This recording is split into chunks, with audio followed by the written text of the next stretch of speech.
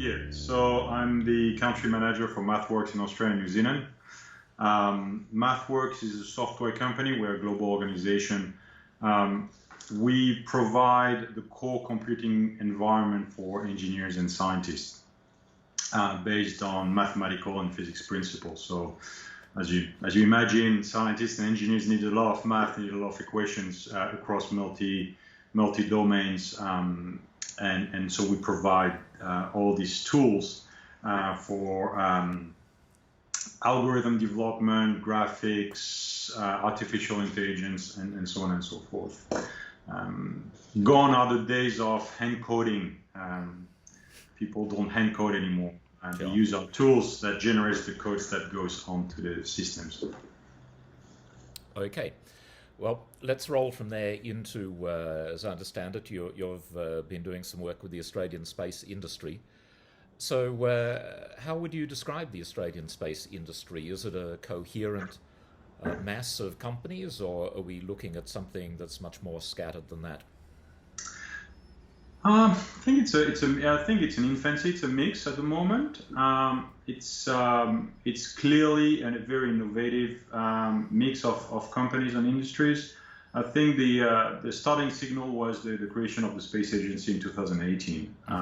Definitely, I think that sent the right signal to the entrepreneurs to invest in that field and take the risks. But also the investment from the defense industry and specifically from the SDG in that field as well. I mean, there's a clear sign from the defense industry that it wants to go to space as well.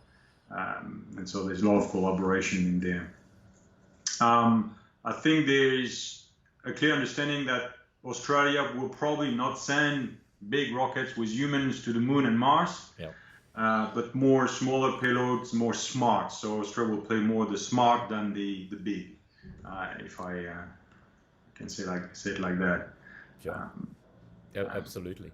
And in the area that I and my readers work in, which is more government contracting, more defence-related stuff, there's been a lot of discussion in the last several years about the importance of developing sovereign capabilities in various domains. What are your views of the importance of doing that in the space sector? Is that something you'd regard as important, or can we just continue to rely on sort of an international mix of technologies and projects? Look, I think it will be a mix. I think we're not going to get out of the Five Eyes partnership and relying some of the technologies from our partners, but definitely considering the current geopolitical environment, I think it will be important for Australia to develop its own capability, especially in the communication sector and the defense telecommunications sector. And we have the right skills, we have the right knowledge. I mean, we form some of the best engineers in the world, so there's no reason why we can't do that. Will we be able to develop the entire capability of space defense system? I don't think so. It requires way more than a small economy type of budget. But definitely bringing the smart is something that we can do. Okay, could you just expand on some of those niches where you think Australia does have particular skills that we could build on? Yeah, so we have a lot of skills in the telecommunication sector, right? So both from the defense space, from a CSRO, from a university standpoint, but also from engineers coming from the telecommunication space as well. Defense has been partnering with Optus, for example, to put satellites, telecommunication satellites out there. So there is a strong knowledge base here in Australia, I think. In telecommunication, but also the other domain I see a strong knowledge is robotics and autonomous systems. So that's where I think the partnerships between defense and universities and research will become more and more important. Certainly we can see that from our angle as well. Okay. The signature defence project is JP910. It's not the the only space activity, but it's really the biggest of them. And one very important component of that looks to be an interest in developing an Australian sovereign constellation of communications satellites. How feasible do you think that vision is, and are there any missing ingredients? Are there more that we would have to do as a nation to be able to create such a thing? Look, I think we have all the components. So we have, first, when we're now talking about sending a constellation of satellites, we're talking about micro or nano satellites, so literally small size. And we do have startups and companies here in Australia that are developing that, developing this kind of components. So, for example, Fleet Space in South Australia are developing nano satellites. Yep. We have companies, startups or growing startups like Gilmore Space that are capable, Gilmore or Rocket Lab in New Zealand, that are capable to send mid-size rockets with a micro payload into space. So flying the bird, we can do it.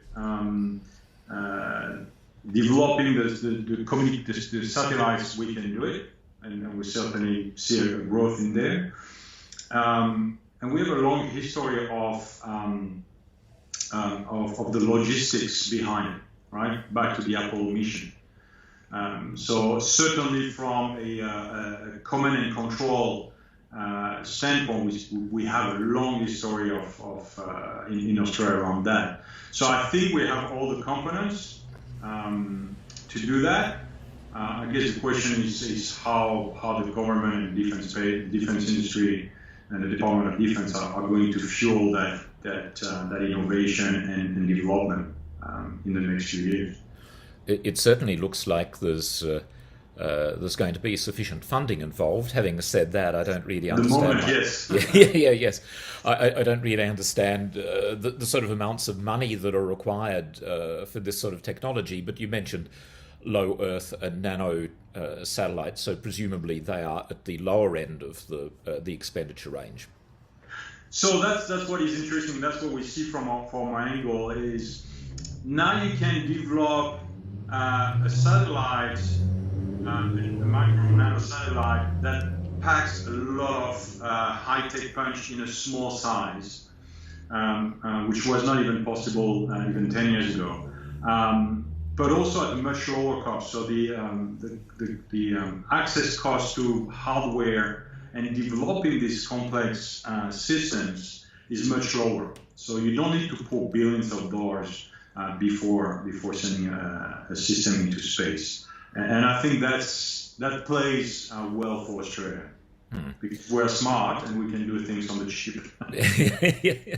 I'll just backtrack a little bit, because I'm also interested in sort of the cultural issue of why it is that when we think of Australian capabilities, we think about mining and maybe about agriculture. But from my recollection, Australia was actually about the fourth or fifth country on Earth to put a satellite into orbit. It was a very small experimental thing that some of our defence scientists did, but in the late 1960s, on the back of the cancelled British Blue Streak program, we actually had a really thriving sector, and it seems to me that it never completely vanished, but it's virtually unknown. And I just wonder if you have any thoughts on why that's the case. Is it just an accident of history, or is it because we have a culture that pays more attention to sport, or something like that?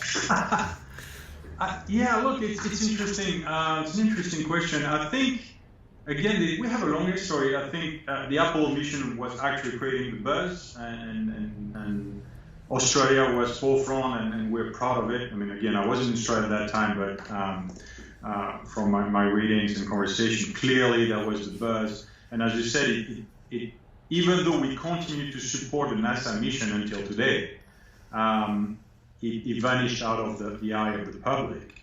But also from a funding standpoint, we moved more from a forefront defense and space programs to more academic research into space. Sure.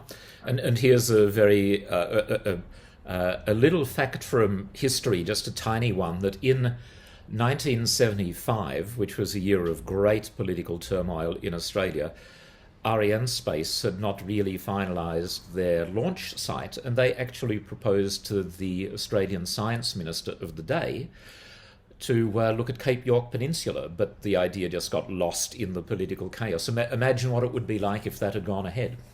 That would be great, but I think it's going back. I mean, clearly we have a unique geographic position in the world and climate for that matter.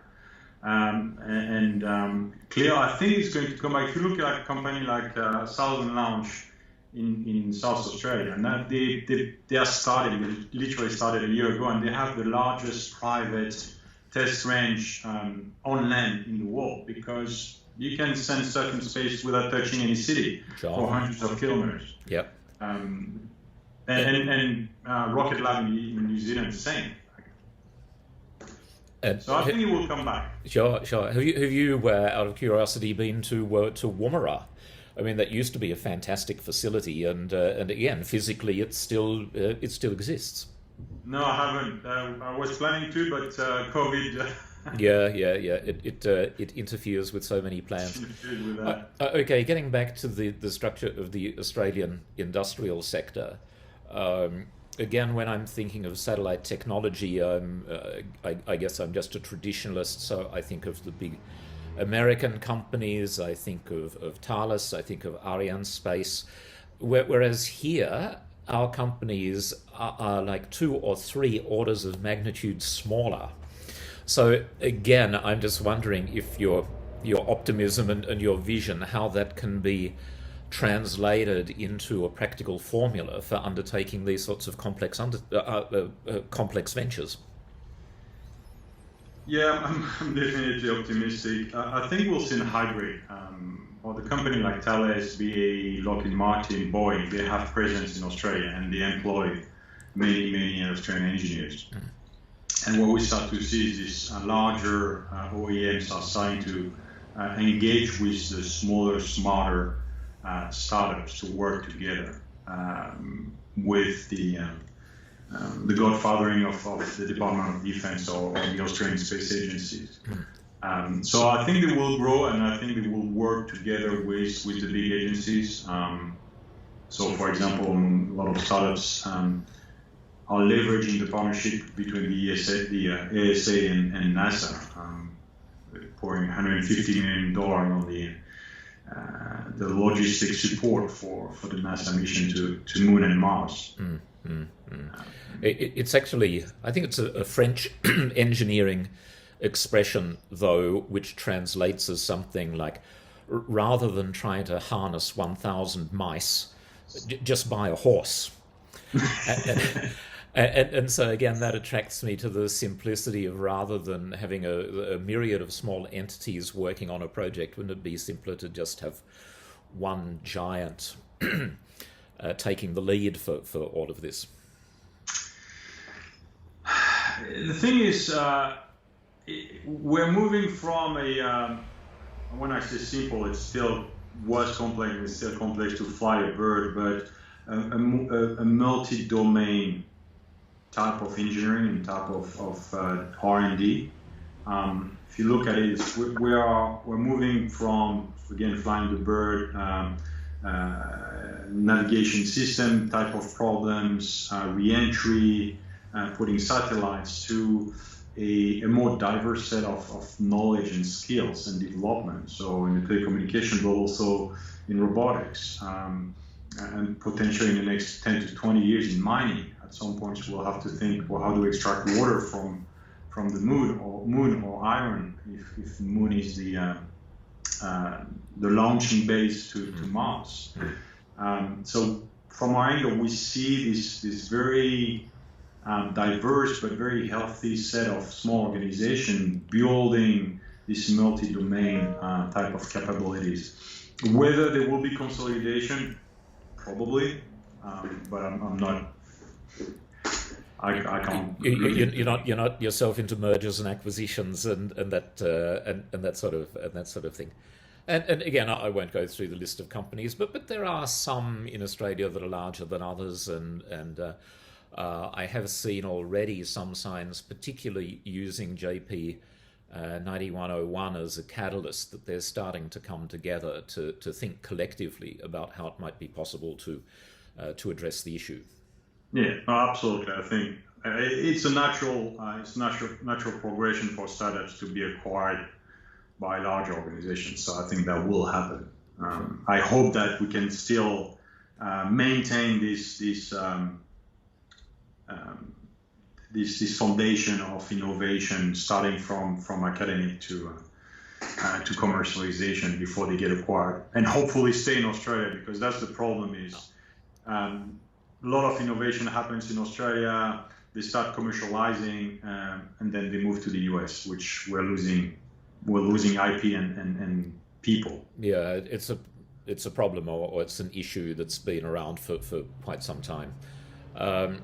Okay, with an eye on the clock, we could keep on going for a while, but I'm aware of the limitations that we're under. Do you have any sort of concluding thoughts that you'd like to say on the way forward, or any particular technologies? We've touched on it a bit, but are there any standouts from your point of view that Australia can be proud of? I think Australia can be proud in the micro rocket space. I mean, we're a very smart set of engineers that starting from students. I mean, we have students winning international rocket competitions. So clearly, we are developing a really smart set of engineers to develop space systems.